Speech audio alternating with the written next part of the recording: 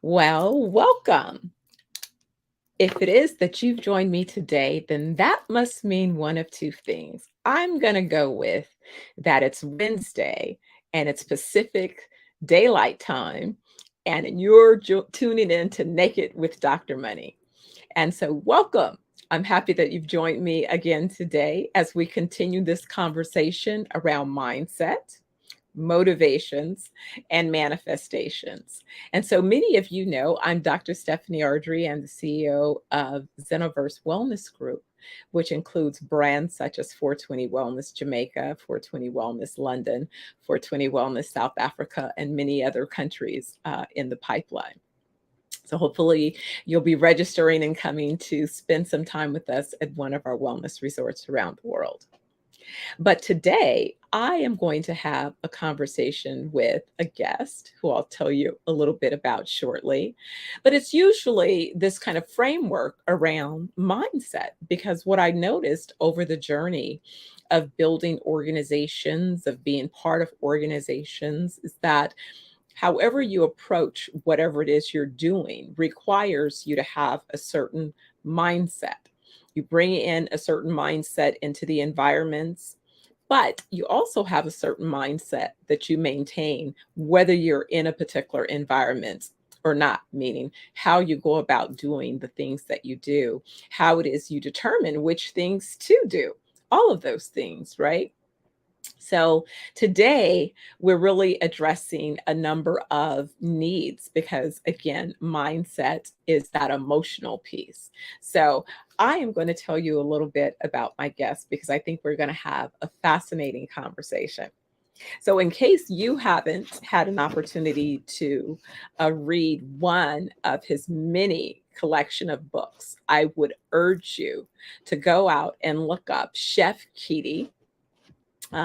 One of the books, Living Superfood. I mean, he has a full collection of books aimed at informing, educating, and creating a call to action so that you can live your best life. But he's known as a celebrity chef, a dynamic main stage speaker, and one of the most productive health research writers for the generation. Chef Keidi is on a powerful mission to spread his unique gospel of perfect health. Audiences are consistently amazed at a depth of health science wisdom that Chef Keidi serves up to support his claim that food is nature's most perfect medicine, and medicine has never tasted like this before. He is the creator of the Living Superfood brand of nutrition dense, raw vegan cuisine, as well as the author of multiple books touting the Living Superfood clinical nutrition system. So, without any further ado, I'm going to bring on Chef Keidi. And if it is you decide to follow us on our 20 city tour, you'll get an opportunity to meet Chef in person. So, hey, Chef, how you doing today? Oh, I am feeling absolutely wonderful.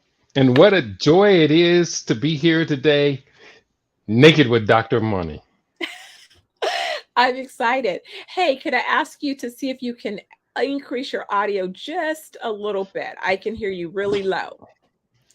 Really low. Okay, I'm going to go in. I'm going to tweak my audio settings, and it should be reading quite well actually right now. I'm looking at my VU meter, and it's poking the top level. Okay. All right. Maybe it's just coming through a little bit low on my side, but perhaps the broadcast will be perfect in the end. It needs to be perfect because you and I have some very serious topics to talk to people about today.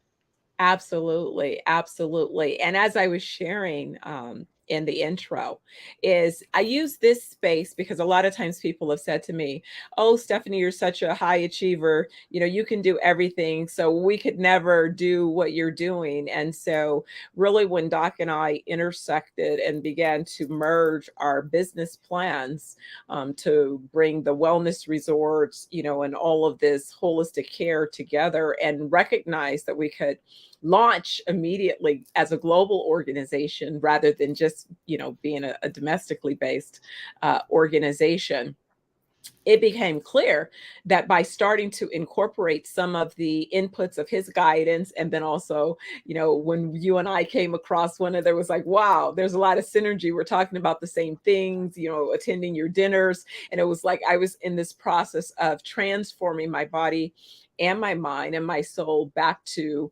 balance, because I knew that I was out of balance, and I knew that I was going to be out of balance for a period of time. But I also knew that after that commitment, I was going to have to get back in alignment. So this conversation began as a way to kind of share with folks how, when you're busy, committed to things, you still can make and set intentions to maintain your wellness, and making sure that you're looking at detoxing your mind, body, and soul, as well as making sure that you're feeding yourself in all of those ways. So, Keidi, when is it that, from your perspective, you first realized that you had a mindset? And how did you know that that was a particular mindset? This concept of mindset is a very powerful concept. And one really has to kind of think about this in the context of all of our personal experiences. If I look back at who I have become at this stage of my life, it really goes back to the very earliest stages of life. I may not even have been aware of mindset or concepts such as this, but I can see now the patterns in my life. So this mindset, I think it emerges really from the guidance of my parents, two absolutely brilliant people. My father was an industrial chemist. My mother was just a multi-genius who manifested in the real world. And could my mindset have evolved from breastfeeding from my mother until way beyond? Everybody says, well, you can stop any year now. But for me, I was on my mother's bosom up until the entirety of our life together. She died when I was 7. And I can recall, I don't think I was eating from her bosom, but I can recall being that close to her. Now I know when we're talking about mindset, much of that is the organic mind, the neurological system, the brain structure of gray matter, etc. And now I know that our brain grows for 3 years outside the body. So for this extended period that I was nurturing from the breast of a woman who was considered by her peers to be a true genius, I know that that transferred a lot of that into me. So if we're looking at the conscious awareness of who we are and what our purpose is in life, I would say it probably is coming to me in stages from about the age of 18 or 19. When I left high school, secondary school, I didn't enroll in college. I didn't even fill out any applications, despite the fact that I had been consistently an honor roll student. But my subconscious mindset found me working in a biological research laboratory 1 year after graduating high school. So for the next 4 years, I was actually living my early adult life, going to college, the real world of the biological sciences. And so the last point I'll make about mindset, when did it all start to come together to realize the power that I had as an individual in this world? I would say it was when I started writing books. And that really consolidated the personality that now is invited to this conversation. Well, it's interesting because you basically touched on two of the thoughts that I have, because I believe that mindset is both a little bit of the nature of the person, but I definitely believe it's how it's nurtured. And I think that that's why this conversation is so important, because the intention is to help people think about it, especially parents with young kids, because it's really when your kids are very early, young, their personalities. It's sort of like the analogy my mother used to use when we would talk about, being connected to source, being connected to spirit source. And one of the analogies that she used very early on is it's sort of like each of us are like a television set you buy from the store. We're complete, whole, and perfect. But when we're plugged into source, then we really function. We're able to function based on everything that's there. And so source in the beginning is a combination of the spirit source before it is we connect in the womb, and then before we exit the womb, we're connected to source. And so when you are feeding into that embryo that's developing as a human being, taking shape, taking form, and then it emerges into this world, then you have to continue to either nurture, because your words, your guidance are going to be from your own healed perspective, or they're going to be from your hurt. And so when you're sowing into or responding to, because what it is sometimes is, I think young people, they're finding their way. So they're expressing themselves. And sometimes we shut them down. I've seen this happen so often. You see a young person moving around, go sit down and be still. Oh, that person is so energetic. Well, that's part of their DNA, unless it is that they're overloaded with sugar, or it's a nutritional problem that's causing them to have the inability to manage their body. If that's not an issue, then the rest of it is their nature. So they have extra energy. So you've got to give them some tools, to help dispense some of that energy in a healthy way, instead of saying, oh, go sit in a corner because you're moving around, you're behaving. That's unfortunately a harmful approach to that energy, which I think begins to influence the mindset, because you slowly begin to subtly make that person feel that who they are showing up in a space, that their energy is not welcome in that space, which begins to frame a sort of boundary around their mindset. Well said. I mean, I see that, because, that's where when they talk about the educational system and our young boys, 8 years old, at 8 years old, they're trying to determine how many are going to go on in life, or how many prison beds should they plan for the next, decade. And so again, a lot of these things have a lot to do with messaging and boundary setting and all of that stuff by the folks who are most intimately involved in one's life during their most formative years, the years that they are mostly influenced. So I find it interesting that not only your parents and your background was so rich. I mean, Keidi, you Mhm. unloaded a lot in that statement of both the time that you had with your mother, losing your mother early in your life, which is a whole nother experience that most people would say would be a real hard. For me, I'd say that's that fork in the road. So from the time of your early nurturing from your mom to at the point where you lost your mother, what type of mindset transitions do you think you experienced, or did you have any transitions Mhm. from Well, in experience? the environment that we grew up in, my father again was a scientist. He bought land in a rural area where a number of black families were buying land from a retiring black farmer who had 40 acres. He parceled it and sold it only to black families. 21 of us bought land, and my father contracted to build his own house out there. So in that environment, everything was there that was needed to inspire the highest level of confidence in all of the residents of the neighborhood, all of the children. There were a lot of children occupying these 21 houses. And so we had a brilliant and really beautiful peer support network.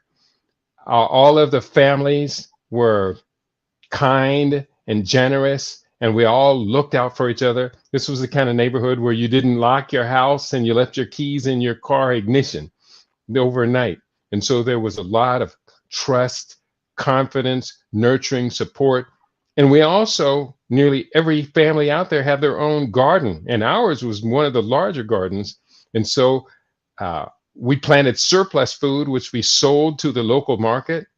And so we all had jobs at an early age. So when we're talking about nature and nurture, there is a convergence that takes place that you and I have discussed this, that we believe to be the optimal environment for to raise our children in, to allow our children to grow to be the spectacular human beings that every point that every parent aspires that your children grow into. So all of that was great. Yet it wasn't enough, because despite all of these wonderful accomplishments early in life, I still had these driving ambitions to be something else. And of course, this was an era when television and pop culture are starting to become more and more dominant in the lives of young people. So I'll be honest with you, by the time I finished 4 years of working in this biological laboratory after high school, I wanted to be a rock star. And so I left the job, left Ohio, and for the next 30 years, traveled around the country, traveled around the world, and lived out my rock star fantasy as a career musician. Wow. Well, tell me about that. So when you were first introduced to music, you say, did you play instruments early on, or were you exposed to music in the household? Our whole family was musicians, and we had an incredible environment. Whereas our parents had both had a musical background. My mother was a gospel singer, and she was really quite renowned in that area in Central Ohio. And whenever they would have conferences or everything, they'd have to have Dolores come up and sing a gospel song. She was really, really quite spectacular singer. And in our house, as we were growing up, four sons growing up, we inherited musical instruments from, I know there was one family friend who had been a career musician. When he died, his whole attic came to our house, and we had xylophones, we had drums, we had pianos, we had guitars. And then, again, this is in the 1960s, so we're starting to see the formation of bands becoming very, very popular. So our house had a basement where the local bands that my older brothers were playing in, we used to rehearse at our house in the basement. And so during the days when I was at home, I would sneak down in the basement and I would go from instrument to instrument to instrument. So I ultimately learned to play 10 different instruments and was able to, develop my proficiency sneaking down in the basement and playing on my brother's band members' instruments. It was really quite an incredible environment, which I was able to convert to a lifetime of achievement. Which I think is also so important, because I too had the pleasure of coming from a musical family. And so, my earliest memories are being immersed in the music, the sound, my uncle on the piano, and I was early playing piano and violin. And now I'm going to learn my guitar that I was supposed to learn many moons ago. Dwayne, my good friend from Tony, was supposed to teach me guitar many moons ago. We never got around to it. So now I've decided I'm still going to go forward and learn my guitar now. But yeah, I remember that. I remember my uncle having, my grandmother's house being the house where many of the musicians, hung out, and people say, folks that artists of the day, the wisp, different folks who were known up in the Bay Area definitely had some time shared in that space. But I think it was so valuable because it also feeds your brain, again, which feeds how you perform and feeds your rhythm and all of these other things. So along these journeys, traveling around the world as a rock star, these days, that still is something that a lot of our young people naturally are interested in, and the entertainment, being on the roll. But it's a competitive space oftentimes, and there's a lot that you can encounter out on the road, unknowns if you've not been out there before. So kind of speak to that journey in terms of not only what you gained, but what you had to develop in order to not only stay the course, but to excel while building a career and traveling as an entertainer and performer. hmm Again, I was born in 1955, so I matured to a young adult by the late 1960s. And this was an incredibly dynamic time in social, political, cultural history. Changes are just coming so rapidly. We see the rise of the civil rights movement, them gain their victories, the rise of Black power, the rise of Pan-Africanism, and a consciousness that I am more than just a Black American. I am an African on this planet. Mm-hmm. And so when it comes to the evolution of the personality in such a dynamic, rapidly changing era. The innovations of television, and then we saw the internet come in and computers come in with such rapid changes going on. And the fact that during this time period, for the better part of over a decade, I was on the road traveling for a minimum of about 10 months during the year. So it forced me and my lifestyle to become incredibly adaptive. And I Mm, think that ability to be in a spectrum of dynamic environments and to be adaptive was humbling and allowed me to hone my skills, my talents, to refine the way that I saw myself, my mindset in action in community engagements. I think is among the most valuable things one could ever imagine. I would love to be able to replicate, duplicate, and build upon the same dynamic environmental shifting in children, as many children as I could possibly influence, to realize life is just a continuity of these dynamic moments. So don't waste any of them. Get all that you can get from all of them. And if I could go back and talk to my younger self, I would just say a couple of things.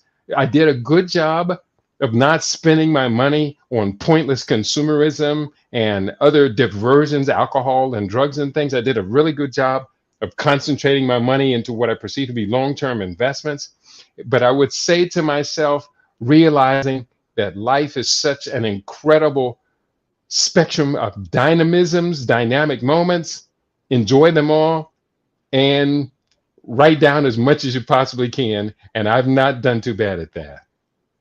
exactly. I think that you've certainly created a history of lessons to be learned. And actually, let's talk a little bit about that because I find you to be a pretty prolific writer and your work to be very well researched. So, when did you begin to recognize kind of that part of you required a space? Was it after you were touring, you sort of said, okay, well, now let me transition into my next chapter? Or was it a little bit of how, while you were touring, ideas were forming and you were kind of keeping notes along the way in between? Kind of explain to us how that process emerged for you. Mhm. Again, as a child in primary school, we were well prepared by our mother. By the time I entered the first grade, our mother had taught literacy to myself and my twin brother to such an high extent that I was literally learning from my father's college textbooks in the library we had at home, teaching myself to speak French before I was even in the first grade. So therefore, the early school years were just a breeze, and because we had already developed a very high level of literacy. And that high level of literacy gives a child the confidence that they can then demonstrate in their own life, so that whatever comes in that academic environment of the schooling years, they're always going to know they're going to do really well because their parents prepared them to be years ahead of their peers. Beyond that, I fell in love with writing poetry when I was in junior high school. Later, that manifested in my life in writing some 300 songs as a professional musician, some 80 or more of which eventually made it onto sides of records and albums and things. But when I came out of high school and was still living in central Ohio while working in the laboratory, I then came across the opportunity to start writing concert and record reviews for an entertainment newspaper published in Columbus, Ohio. And the first time I remember seeing my byline in the newspaper, I opened it up. I think I probably grabbed 20 copies of it. It was free distribution. And I saw my byline and my picture in it. It sparked something that has never faded away. And later during the years, as I was touring, I started to do scientific research again. When I would go to a city like Baltimore, I'd make it a point to go visit Johns Hopkins University 2-3 days during that week and study in the library there. I did the same thing at UCLA, USC, Cal State University, Long Beach. Universities all across the country became one of my compelling fascinations. And as I was doing these studies, I started writing again. So it was in Southern California right around 1985, 86, that I started writing for a community newspaper that was Black cultural economics centered. And that reinvigorated my love for writing, resulting in, by about 1987 or 1988, I wrote the first of what will very soon be 51 published books. Wow. Wow. And I know you said you're working on 2 books presently, 2 I'm more working books? on four books 4 simultaneously. books. Okay, 4 books. Wow. All right. So amazing amount of work and focus and dedication. So we talk about manifesting those outcomes. What And do it's you mindset. It is about mindset, because that's just it. So for me, what informs a lot of my mindset is I bought into this idea early on. I followed some of Stephen Covey and other, thought leaders' perspectives with this kind of begin with the end in mind. What is it, the legacy that you would like your life to manifest, right? And so when you think about that from the perspective of your family, the community, your profession, and then you work backward by evaluating where you think you are along the journey in relationship to those particular outcomes, that's been my rudder. And that's what, irrespective of the turbulence that I've had to navigate, I've been wiped out a few times, but I still get up to bat and swing for, the fences each time. But I've taken some real hard tumbles, some tumbles that, early on folks would say most people would have ended their lives because the losses were so significant that they wouldn't have had the heart. But it was me, my mindset was all about my why for building the organizations that I've built have always been because I felt that my leadership as an employer needed to exist in the space, that my vision for developing an organization and how organizations exist as community stakeholders, within the sphere of influence that they occupy, which was why I guess I was always interested in having a global organization, or organization that had enough size and scale that the vision and the way that we go about creating, what we create could reflect my thought leadership beliefs based on my experiences of sorting through, bad experiences and leaning more towards the better experiences and determining which experiences I wanted to cultivate and create with that end game in mind. Mine being that I wanted to have touched the most businesses that I could and help families cultivate generational wealth. And so my own interest, my study in that began when I was about 18, when I was curious about how an IBM could exist over 100 years. And for me, that was significant because that meant that the founders, were dead and gone, but the organization had to continue to have enough sustainability baked in that it can transition leaders, could transition periods, demographics, economic cycles, and still find a way to be relevant and continue to thrive, going forward. And so that's what I see is a big missing piece in terms of wealth for those of us of African descent. Our wealth is going to be built upon our ability to create sustainable organizations. But even though I have, over the course of my career, had an opportunity to run the plays and perfect the technical requirements to produce those outcomes, it was when I set out the initiative to train 100,000 farmers and entrepreneurs in Jamaica to start to implement these programs that I was immediately cautioned. Well, you couldn't go into that plan yet. You had to do a precursor. You have to help these people first address their mindset wounds, because until they heal the trauma, the emotional trauma, then what's showing up is why we can't work together, why we can't build, all of the reasons why what I was suggesting could not produce the outcomes that I intended. And I intend to hit my target. So, a strategist, I'm like, no, no, no, no, no. We'll do a course correct because the target will be hit. So, that was kind of, if you will, the backstory for me, and what informed why right now, with things like the Naked with Dr. Money tour, with this opportunity to contribute to the conversations that are being had around mindset, and why mindset is so critical as it relates to mental illness.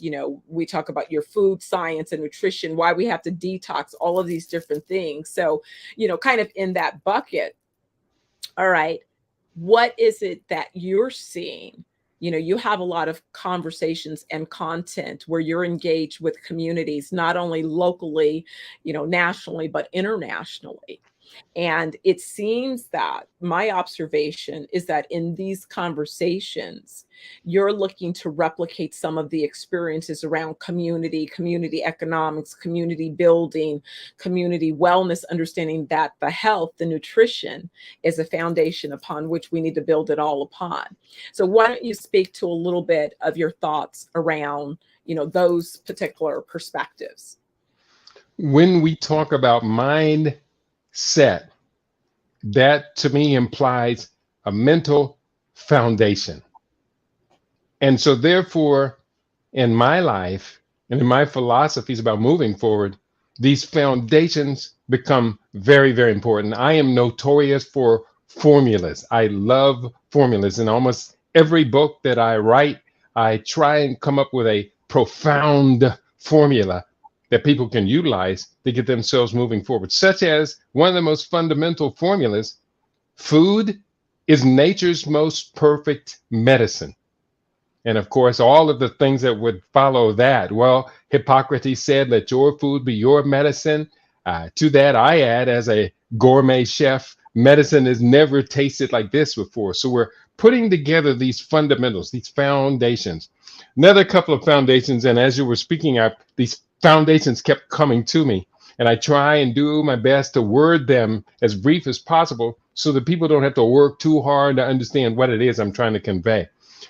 Another one that you were talking about really resounds with me, and it's called set your goals, get your goals.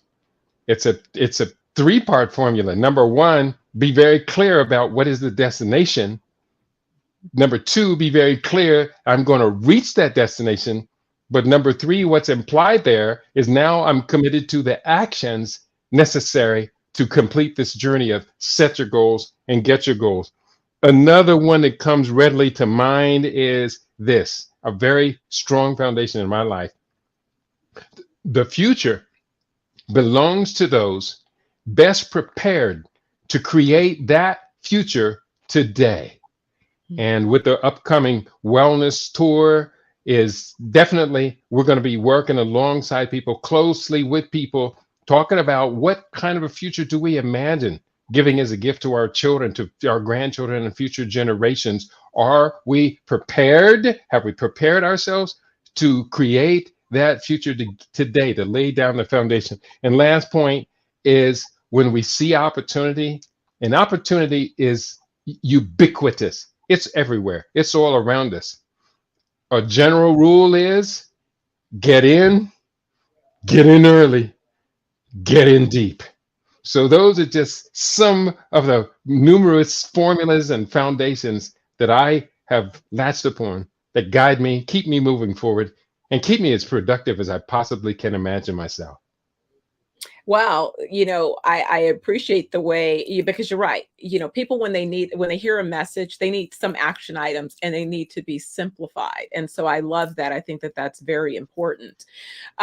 You and I know, Doc, have had conversations about one of your books in particular, The Blackest Soil, as we were talking most recently about many opportunities on the continent. So I'm wondering, as because when we think about this and we think about what we should be looking at, and as we're positioning ourselves, maybe share a few of the thoughts that you have, because I know we've talked about the ability for the world to be fed from the continent, which picks up on your last statement about opportunity. When I hear people reflect, or if you will, the R word, the recession word, is running around in the US, but those of us who study cycles, know that it's all cyclical, and that the cycles are not always for the purpose that you hear. They're intended for a different opportunity.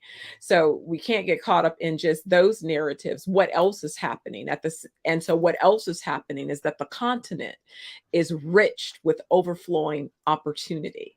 That, it's kind of like the old book, Who Moved My Cheese? You need to Hmm. look for cheese in some new place. If the cheese is running low over here, you better start looking for some cheese in some other places. So, you know, take on your thought from there.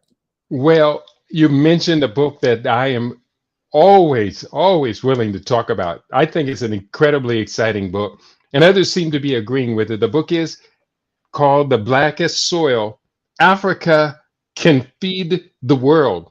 This book is a scientific roadmap to agricultural preeminence for the 21st century. We've had so many conversations where it might come up, Africa has the ability with its arable soils and its free flowing fresh waters to feed the world. Yet then the reality is that currently Africa is a net food importer. So I put this book together in conjunction with a number of other serious patterns going on to lay out a roadmap to this agricultural preeminence. I'm just going to share just one of the kind of just a couple of lines from the book.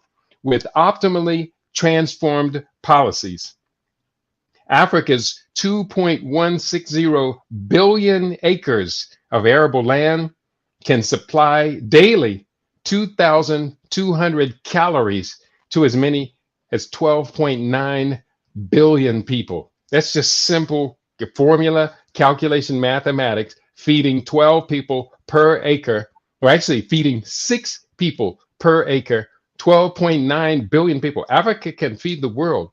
So therefore, we have that understanding as the goal, the destination.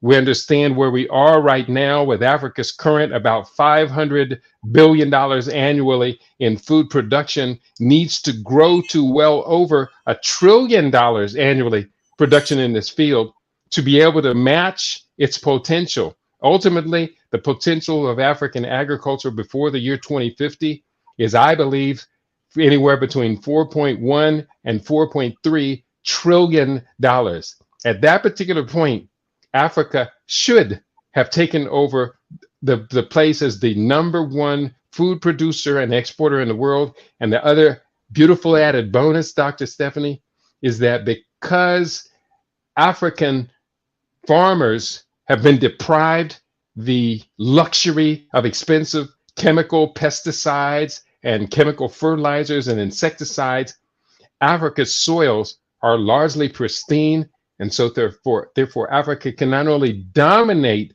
global food production and export, but it will be largely organically produced. That gives us an incredible advantage.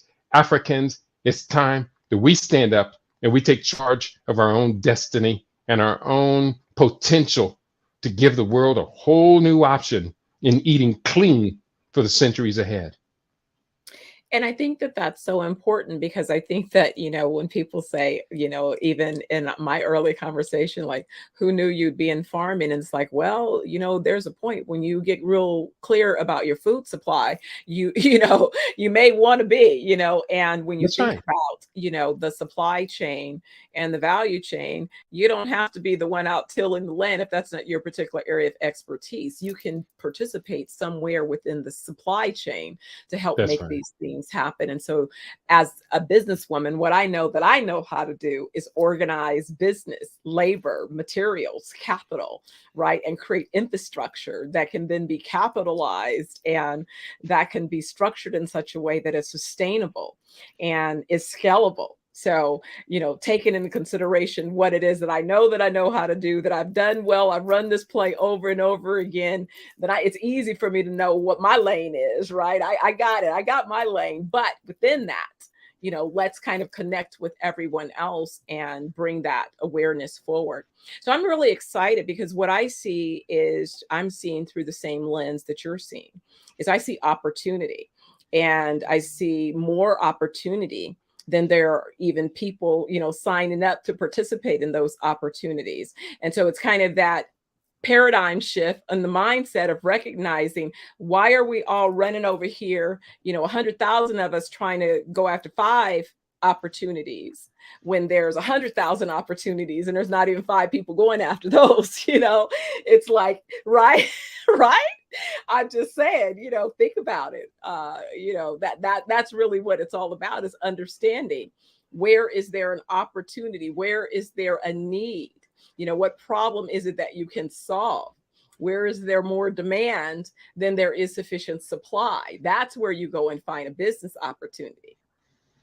That's That's right. how to build a sustainable organization.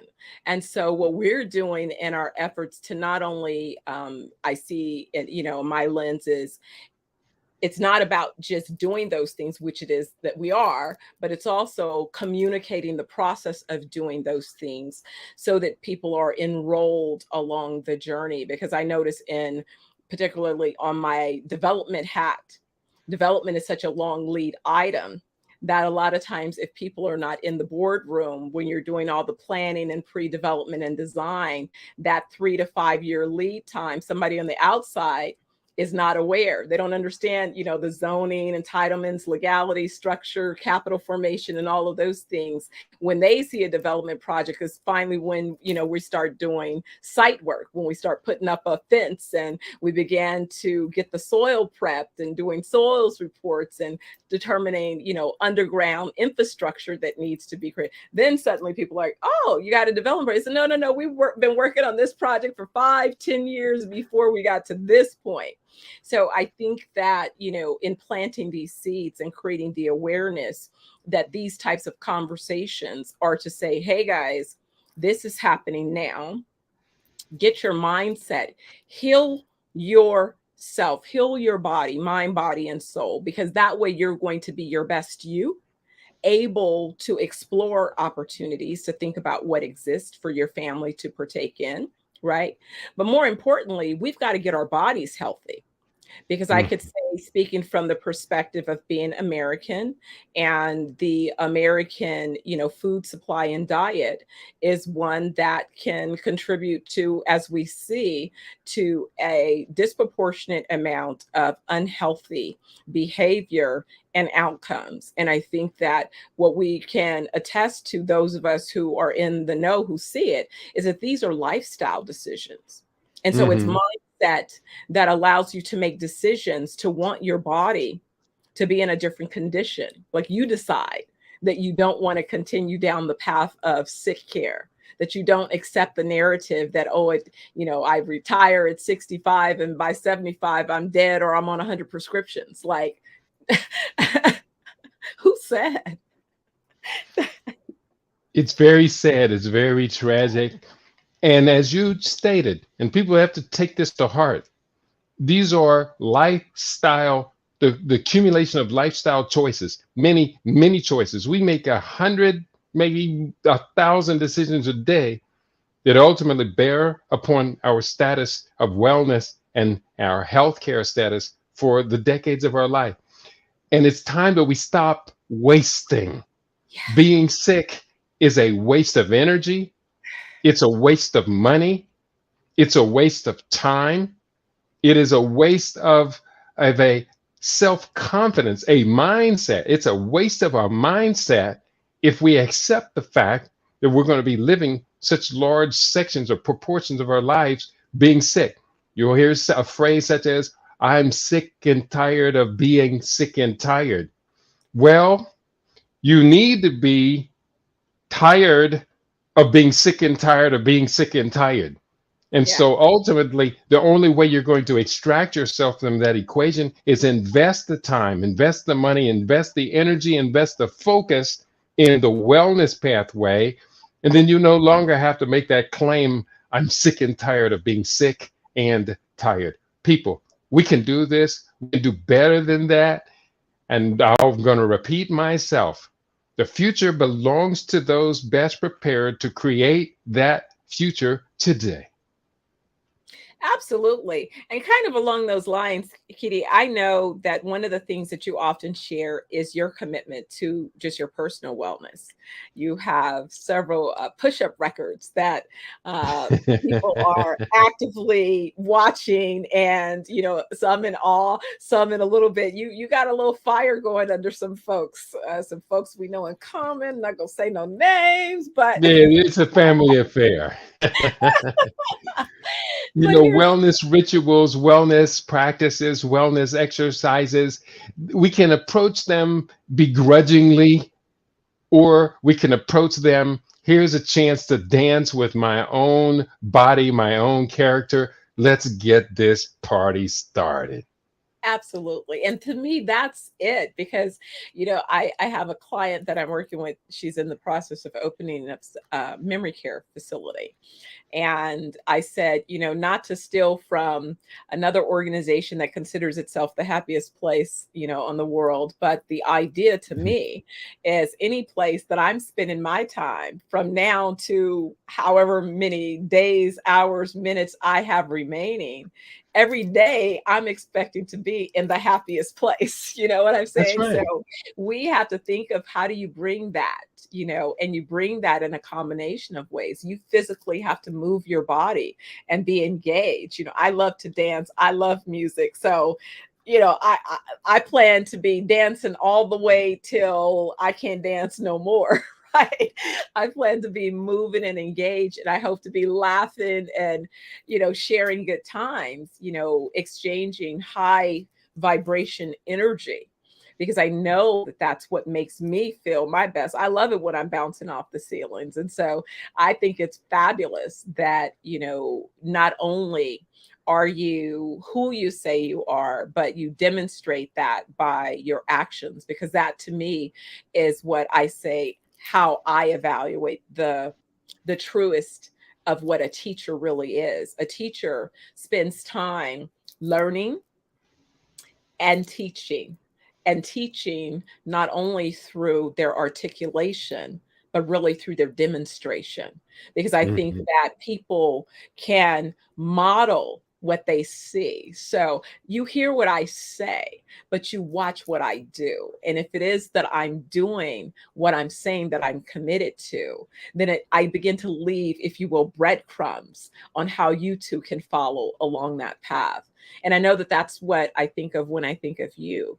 You have continued to contribute texts and knowledge, very well researched publications that really should become required reading for families, as they continue to develop. And I know that as we open up our resorts around the world, we will always have your books stocked in our libraries, because I'm about that kind of, knowledge and making it accessible, because I want people to go and sit in our library, and every property will have a library or reading room somewhere, because if otherwise I wouldn't be being true to who I am. That's, a signature Mhm. of who I am, and that's something that I love to do. And I think that you pass it on. Our young people get enrolled and engaged in reading, much like you shared, having a home library. I was a young person exposed to a home library, a early selection of law books and everything. And I read all of it. I was reading about forming corporations at, 8, 9 years old. Nobody told me to go Mhm. read the legal books. I was curious. So I decided to read about corporations. Who knew? you know, and Mhm. so I am true to That's right.